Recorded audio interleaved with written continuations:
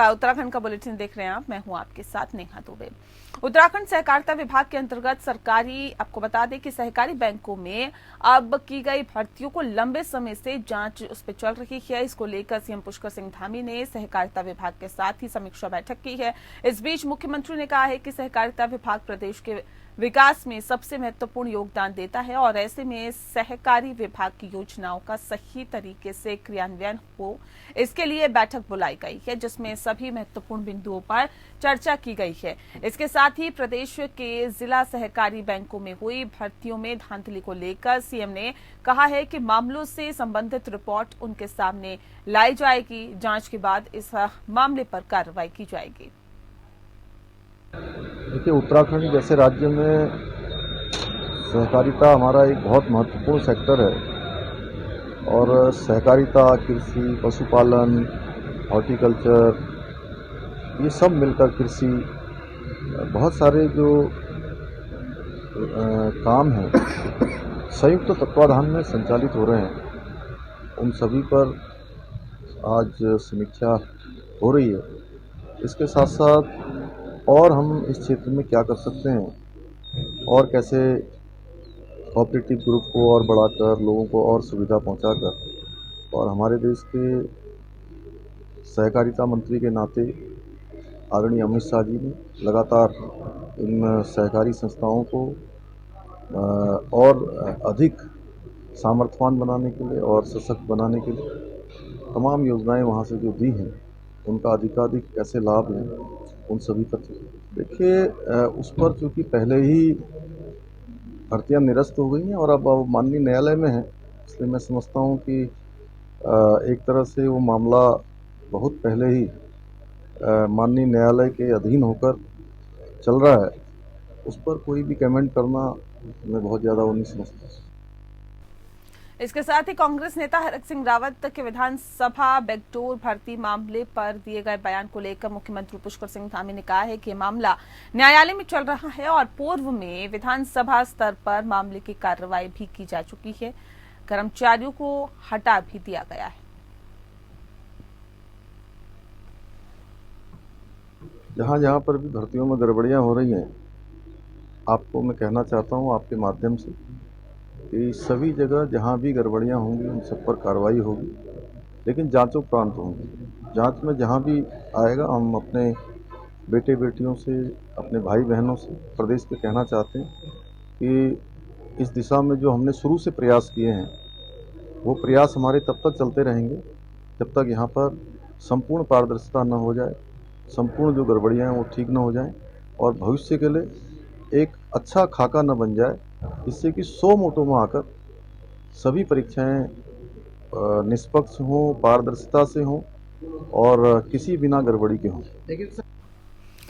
जी हाँ, तो आपको बता दें कि एक तरफ उत्तराखंड सहकारिता विभाग के अंतर्गत सहकारी बैंकों में की गई भर्तियों की लंबे समय से जांच चल रही है। इसको लेकर सीएम पुष्कर सिंह धामी ने सहकारिता विभाग के साथ समीक्षा बैठक की है। तो वहीं दूसरी तरफ हरक सिंह रावत का जो बयान आया है, उसने एक बार फिर से सवाल खड़े कर दिए हैं और साथ ही साथ उनका कहना है कि बैकडोर भर्ती मामले पर, क्योंकि जो उन्होंने बात कही है उस पर मुख्यमंत्री पुष्कर सिंह धामी ने कहा है कि पूरा मामला न्यायालय में चल रहा है और पूर्व में विधानसभा स्तर पर मामले की कार्रवाई भी की जा चुकी है।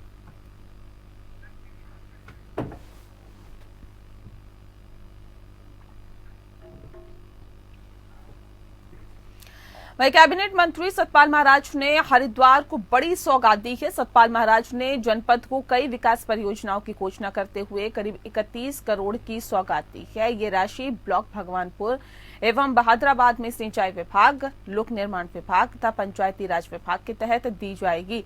साथ ही सरकार जनता के द्वारा, आपको बता दें कि जनता के द्वार कार्यक्रम के तहत मौके पर ही जन समस्याओं को सुनकर उनका मौके पर ही निस्तारण कराएगी। कार्यक्रम के तहत हमने कुछ शिलान्यास और लोकार्पण किया है, जिसमें हरिद्वार जनपद के विकास खंड बहादुराबाद में लोक निर्माण विभाग तथा पंचायती राज विभाग की विभिन्न विकास योजनाओं का जो है लोकार्पण शिलान्यास हुआ है। ये 6,13,79,79,000 की ये योजनाएं हैं और ये टोटल मिलाकर के जो हमारे भगवानपुर और बादराबाद विकास खंड के अंदर जो सिंचाई लोक निर्माण विभाग की सारी इनका योजनाओं का लोकार्पण किया है, ये 30,83,19,000 की ये योजनाएं हैं, जिसकी सौगात हमने बादराबाद और विकास खंड भगवानपुर को दी है। पेपर लीक मामले को लेकर शहीद स्थल झूला घर पर मसूरी व्यापार मंडल और बेरोजगार संघ ने धरना प्रदर्शन किया है। प्रदर्शन करते हुए जेल में बंद बेरोजगारों की रिहाई की मांग की गई है और पेपर लीक मामले में सीबीआई जांच की भी मांग की गई है। बेरोजगार संघ को मसूरी के कई संस्थाओं ने समर्थन दिया और शहर के कई गणमान्य लोगों ने प्रदर्शन में हिस्सा लिया। लगातार विगत 3 से 4 वर्षों से हम कोई भी स्टेट का एग्जाम देते हैं तो वो हर दूसरे से तीसरे दिन वो पेपर लीक हो जाता है और लगातार 4 वर्षों से ये जो समस्याएं, इन समस्याओं से जो पूरा प्रदेश जूझ रहा है, ये कहीं ना कहीं बहुत बड़ी समस्या है।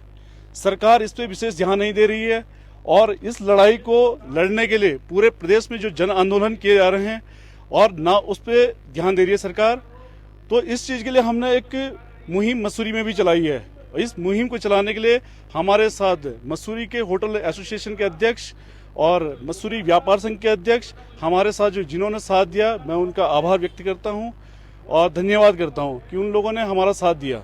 इस तरीके के रोजगार को लेकर, बेरोजगारी को लेकर युवाओं की मांग रही है और इसी मांग को लेकर जब जब युवा सड़क पर उतरे हैं, उनके साथ उनका उत्पीड़न किया है, जिस प्रकार से गांधी पार्क पर पिछले दिनों करा गया।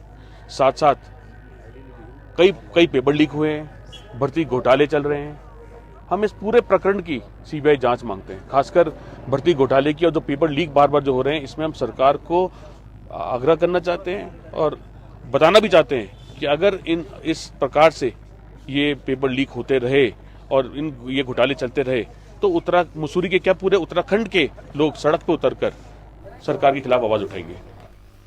बीते दिनों राजधानी में भर्ती पेपर धांधली को लेकर किए जा रहे विरोध प्रदर्शन को देखते हुए प्रशासन ने धारा 144 लागू कर दी थी, लेकिन बावजूद इसके बेरोजगार संघ से जुड़े कुछ युवाओं ने धारा 144 का उल्लंघन करते हुए शहीद स्मारक पर धरना प्रदर्शन जारी रखा, जिसको लेकर प्रशासन ने कार्रवाई करते हुए मुकदमा दर्ज किया है। कचहरी में जैसा मैंने आपको कल बताया कि इसमें मैक्सिमम जो बच्चे आंदोलनरत हैं उसमें 80% बच्चे यहाँ से निकल गए हैं, 20% बच्चे लगभग रहे हैं और ये एक खास ग्रुप के बच्चे हैं। इनको भी हमने विभिन्न स्तरों पर स्थानीय प्रशासन, पुलिस प्रशासन और अलग अलग संगठनों ने इनको बहुत समझाया बुझाया, लेकिन ये नहीं मान रहे हैं और धारा 140 का स्पष्ट उल्लंघन पाए जाने के कारण इनके विरुद्ध जो है सुसंगत धारा 188 आईपीसी के तहत मामला पंजीकृत किया गया है। अभी भी कचहरी परिसर में जहाँ पर ये बैठे हुए हैं उस परिसर में धारा 140 लागू है। मेरे सभी लोगों से निवेदन है कि कृपया करके इसका उल्लंघन न करें, जो उल्लंघन करेगा उनके विरुद्ध विधिक कार्रवाई की जाएगी। धन्यवाद। तो आपको बता दें कि प्रदर्शनकारी युवाओं पर मुकदमा दर्ज किया गया और साथ ही साथ बीते दिनों राजधानी में भर्ती पेपर धांधली को लेकर किए जा रहे विरोध प्रदर्शन को देखते हुए प्रशासन ने धारा 144 लागू कर दी थी, लेकिन इसके बावजूद भी बेरोजगार संघ से जुड़े हुए कुछ युवाओं ने धरना स्थल पर जाकर आपको बता दें कि धरना प्रदर्शन जारी रखा। आलोक सेमवाल इस पूरी खबर पर ज्यादा जानकारी के साथ हमारे संवाददाता सीधे फोन लाइन पे जुड़ गए हैं। आलोक, जानना चाहेंगे क्योंकि धारा 144 लगा दी और उसके बाद ज्यादा लोग एक स्थान पे नहीं जुट सकते, लेकिन उसके बावजूद भी बेरोजगार संघ के जो युवा है वो लगातार धरना प्रदर्शन कर रहे हैं। किस तरह से देखा जाए और क्या कुछ स्थिति फिलहाल बनी हुई है वहां पर? देखिए, जहां तक हम बात करें बेरोजगारों की, तो विगत कई दिनों से ये धरना प्रदर्शन इनका लगातार जारी है। पहले इनके द्वारा घंटा घर पर ये धरना प्रदर्शन किया गया था और कुछ दिनों से अब शहीद स्मारक स्थल पर इनके द्वारा धरना प्रदर्शन किया जा रहा था। हालांकि जिलाधिकारी देहरादून द्वारा धारा 144 पहले ही लागू कर दी गई थी और सबको निर्देशित किया गया था कि 5 लोगों से ज्यादा कोई समूह खड़ा ना हो किसी भी जगह पे। उसका उल्लंघन कर रहे थे छात्र बार बार। छात्रों की मांग थी कि भाई सीबीआई जांच करवाई जाए और आयोग पर सीबीआई जांच करवाई जाए और जो इनके बेरोजगार संघ के अध्यक्ष हैं बॉबी पवार, उनके खिलाफ जो मुकदमा पंजीकृत किया गया है उसको हटाया जाए, उनकी रिहाई करवाई जाए।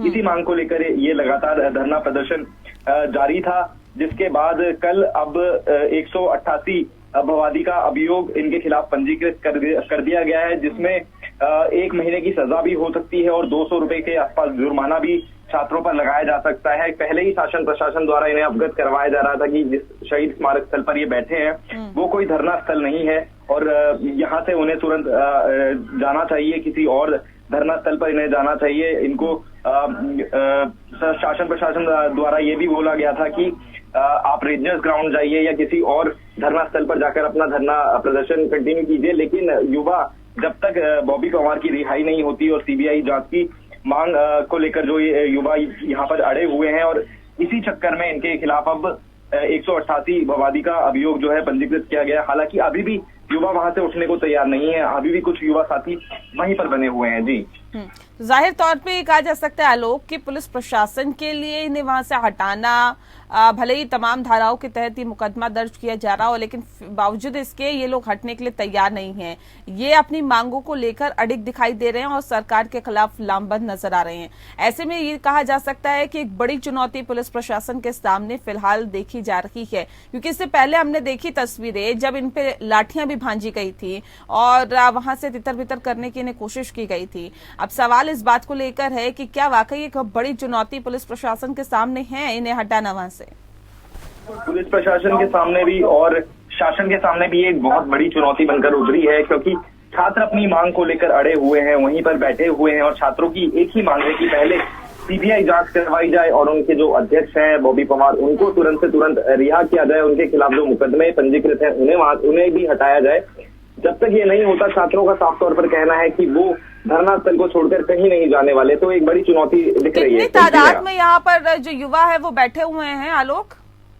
जी अभी भी कुछ युवा साथी वहीं पर हैं, कुछ लोग वहां से जा चुके हैं जब से ये अभियोग पंजीकृत किया गया है, कुछ लोग वहां से जा चुके हैं, लेकिन अभी भी कुछ युवा ऐसे हैं जो वहां से हटने का नाम नहीं ले रहे। जी बहुत शुक्रिया आपका आलोक, तमाम जानकारी हम तक पहुंचाने के लिए। तो जाहिर तौर पे जो युवा है वो सरकार के खिलाफ और प्रशासन के खिलाफ, पुलिस के खिलाफ लामबंद नजर आ रहे हैं। साफ तौर पे उनका कहना है कि सीबीआई जांच की होनी चाहिए जांच, और ऐसे में उनका ये भी कहना है कि जो बॉबी है उसकी भी रिहाई होनी चाहिए। तमाम जो छात्रों पर मुकदमे दर्ज हुए हैं उनको भी वापस लेने की मांग लगातार युवा यहाँ पर कर रहे हैं। जमीयत उलेमा हिंद के प्रमुख मौलाना अरशद मदनी के बयान पर मचे हुए विवाद पर साधु संतों की प्रतिक्रियाएं भी सामने आ रही है। मदनी के बयान पर हरिद्वार में बड़ा उदासीन अखाड़े के महामंडलेश्वर स्वामी रूपेंद्र प्रकाश ने प्रतिक्रिया दी है और कहा है कि सनातन का इतिहास लाखों वर्ष पुराना है, जबकि इस्लाम महज 1400 साल पुराना है। हिंदू धर्म के मतानुसार ब्रह्मा सृष्टि का संचालन करते हैं, इसलिए इस्लामिक धर्म गुरुओं को बेतुके बयान देकर हंसी का पात्र नहीं बनना चाहिए। सनातन धर्मावलंबी पूरे विश्व में और हमारे जो ऋषि मुनि हैं, हम सब की एक ही मान्यता है कि इस सृष्टि का जो निर्माण है या सृष्टि का जो संचालन है वो ब्रह्मा जी ने किया, और ब्रह्मा जी के पुत्र थे मनु। मनु के कारण ही हम लोग मनुष्य कहलाए। आदम जो शब्द है, आदम शब्द से ही आदमी शब्द बना, ऐसी मान्यता है। लेकिन क्योंकि मुसलमानों का जो इतिहास है वो कुल 1400 साल पुराना है, और सनातन धर्म का हम अगर महाभारत काल को भी उठाकर देखें तो महाभारत को भी 5000 वर्ष से पूर्व हो गया है, और जो रामायण काल है, रामायण काल में को भी लगभग 17.5 लाख वर्ष हो गए हैं। हरिद्वार से एक हैरान कर देने वाली खबर सामने आई है, जहां पर दामाद ने अपनी सास की गला दबाकर हत्या कर दी। बता दें आपको कि महिला की हत्या से क्षेत्र में सनसनी मची हुई है। घटना सिडकुल थाना क्षेत्र के महादेवपुरम कॉलोनी की है, जहां पर युवक ने शराब के नशे में सास को मौत के घाट उतार दिया। इतना ही नहीं, आरोपी हत्या के बाद वहां से फरार नहीं हुआ, बल्कि उसने खुद ही फोन कर पुलिस को घटना के बारे में बताया। पुलिस ने मौके पर पहुंचकर आरोपी को हिरासत में ले लिया और शव को पोस्टमार्टम के लिए भेज दिया। बताया ये भी जा रहा है कि आरोपी अपने सास से खफा चल रहा था। रविवार देर रात वह शराब के नशे में सास के घर पहुंचा था और इस दौरान दोनों में किसी बात को लेकर विवाद हुआ और अपनी सास को मौत के घाट उतार दिया गया। सूचना मिली कि एक व्यक्ति किसी महिला का गला दबा के हत्या कर दिया है। इस सूचना पे जब मौके पे पुलिस पहुंची तो दामाद द्वारा ही अपनी सास का गला दबा के हत्या कर दिया गया। जब पूछताछ की गई तो रात को दामाद बहुत ज़्यादा ड्रिंक कर लिया था और अपने घर गया। घर में ड्रिंक की वजह से घर वाले दरवाज़ा नहीं खोले तो वो वहाँ से अपने ससुराल आ गया जहाँ पे उसकी सास रहती थी और घर के अंदर घुसा और किसी कारणवश उसने अपने सास का गला दबा के उनकी हत्या कर दिया। खबर जनपद उधम सिंह नगर के जसपुर से, जहां पर स्कूल से घर वापस जा रही कक्षा 8वीं की छात्रा की डंपर की चपेट में आकर मौत हो गई। मौके पर पहुंची पुलिस ने शव को कब्जे में ले लिया। बता दें, पोस्टमार्टम के लिए भेज दिया है। घटना की जानकारी पर पहुंची पुलिस ने शव को कब्जे में लेकर पोस्टमार्टम के लिए भेज दिया है। वहीं पुलिस क्षेत्र अधिकारी काशीपुर वंदना वर्मा ने जानकारी देते हुए बताया है कि डंपर को पकड़ लिया गया है। हालांकि डंपर चालक मौके से फरार हो गया। डंपर चालक की गिरफ्तारी के लिए टीम गठित कर दबिश दी जा रही है। क्षेत्र में एक ये स्कूल से घर लौटते वक्त एक ये बच्ची है, इसकी ट्रक की चपेट में आने से इसकी मृत्यु हो गई। शव को कब्जे में लेकर पंचायतनामा भरकर पोस्टमार्टम की कार्रवाई करवाई जा रही है और इसमें जो ट्रक है उसमें ट्रक चालक फरार हो गया है और ट्रक पुलिस के कब्जे में है और इसमें एक टीम गठित करके जो फरार ट्रक चालक है उसकी तलाश में दबिश दी जा रही है। हरिद्वार में नेशनल हाईवे पर बने ब्लैक स्पॉट हादसों को न्योता दे रहे हैं। बता दें, लेकिन NHAI इन गड्ढों को लेकर तनिक भी गंभीर नजर नहीं आ रहा। क्रिकेटर ऋषभ पंत की कार का एक्सीडेंट होने के बाद नारसन से हरिद्वार तक हाईवे पर 11 ब्लैक स्पॉट चिन्हित किए गए थे, जिनकी मरम्मत की जानी थी, लेकिन अभी तक इन ब्लैक स्पॉट्स की मरम्मत नहीं की गई है, जिसको लेकर जिलाधिकारी ने कहा है कि अधिकारियों को निर्देशित किया गया है जल्द से जल्द हाईवे पर दुर्घटना का कारण बनने वाले स्थानों की मरम्मत की जाएगी। नहीं, अभी उसमें एक आपने देखा होगा जो रजवाहा वहाँ का था, उसकी शिफ्टिंग का काम चल रहा है और NHAI के लोग आए थे, उसकी पूरी विजिट करके गए हैं। एक्चुअली ये रोड कंस्ट्रक्शन का जो काम होता है बड़ा हाईली टेक्निकल होता है और उसके अपने नॉर्म्स होते हैं, तो उन्होंने सारी विजिट करके जो ब्लैक स्पॉट चिन्हित किए हैं उस पर उन्होंने कहा है कि शीघ्र ही वो इस पर कार्रवाई शुरू करेंगे। चारधाम यात्रा को लेकर परिवहन विभाग ने तैयारियां भी तेज कर दी है। इस बार परिवहन विभाग की चारधाम यात्रा में करीब 100 बसें चलेंगी। यात्रा के दौरान परिवहन विभाग अपने स्टेशन खोलेगा, क्योंकि रोडवेज के स्टेशन दूर होने के कारण यात्रियों को काफी दिक्कतों का सामना करना पड़ रहा है। साथ ही दुर्घटनाग्रस्त इलाकों को चयनित भी किया गया और साथ ही डिवाइडर भी लगाए जाएंगे। इस बार हम चारधाम यात्रा में अपने परिवहन विभाग की 100 गाड़ियां लगाने जा रहे हैं। हम अपने स्टेशन खोलेंगे क्योंकि रोडवेज के स्टेशन बहुत दूर होते हैं। हम अपने स्टेशन बनाएंगे, अपने ड्राइवर कंडक्टरों की वैकल्पिक व्यवस्था करेंगे, उनके रहने की व्यवस्था करेंगे, उनके खाने की व्यवस्था करेंगे और हम उनकी जो सुविधा हो सके हम इस बार अपने स्टाफ को अलग से देने जा रहे हैं और कम से कम 100 रोडवेज की बसें हम इस बार अलग से हम चारधाम यात्रा पर लगाएंगे। मौसम विभाग ने प्रदेश को लेकर पूर्वानुमान जारी किया है। मौसम विभाग ने कहा है कि फिलहाल प्रदेशवासियों को गर्मी से कोई राहत नहीं मिलने वाली है। मौसम विभाग के निदेशक विक्रम सिंह के मुताबिक आने वाले 2-4 दिनों तक प्रदेश में बारिश का कोई अंदेशा नहीं है। साथ ही मौसम विभाग ने प्रदेश में बढ़ रही गर्मी के साथ ही तापमान में और वृद्धि की संभावना भी जताई है। वहीं बारिश और बर्फबारी की अगर बात की जाए तो मौसम विभाग के निदेशक विक्रम सिंह के मुताबिक 18 तारीख के बाद प्रदेश के ऊंचाई वाले इलाकों में बारिश और हल्की बर्फबारी देखने को मिल सकती है। हालांकि मैदानी क्षेत्रों की अगर हम बात करें तो आने वाले दिनों में मैदानी क्षेत्रों में तापमान में बढ़ोतरी होने के आसार दिखाई दे रहे हैं। हाँ, इस समय जो तापमान है करीब जो अधिकतम तापमान अगर बात करें तो एकदम सामान्य के आसपास है। न्यूनतम तापमान थोड़ा सामान्य से कम है, 2 डिग्री तक, 1 डिग्री तक या कहीं पे 3 डिग्री भी है। तो 2 से 3 दिन जो है जो तापमान है सामान्य से ये जो है मतलब जो पास्ट 24 आवर्स का 2 to 3 डिग्री कम है। बाकी अधिकतम तापमान जैसे मैंने बोला सामान्य पे। अब आज से देखेंगे तो आज से थोड़ा जो तापमान है मैं कहूँगा कि जो न्यूनतम तापमान है थोड़े बढ़ने शुरू हो जाएंगे। कल से आप देखेंगे कि ये सामान्य है उससे भी 1-8 डिग्री ऊपर तक आने शुरू हो जाएंगे। और जो अधिकतम तापमान तो आज भी मैं समझता हूँ करीब वो जो है सामान्य के आसपास ही रहेंगे, लेकिन कल परसों सबसे थोड़ी उसमें वृद्धि शुरू हो जाएगी। और इसमें जो तेजी से वृद्धि होगी तापमान में अगर मैं कहूँ तो 16 तारीख से जो है जो तापमान है, अधिकतम तापमान है, वो तेजी से बढ़ेंगे और 18-19 में आप देखेंगे कि काफी जो है सामान्य से ऊपर आ जाएंगे। जहां तक बारिश की बात है तो अभी 18 तक तो कुछ एक्टिविटी है नहीं। और चलिए इसी के साथ फिलहाल इस बुलेटिन में इतना ही। नमस्कार।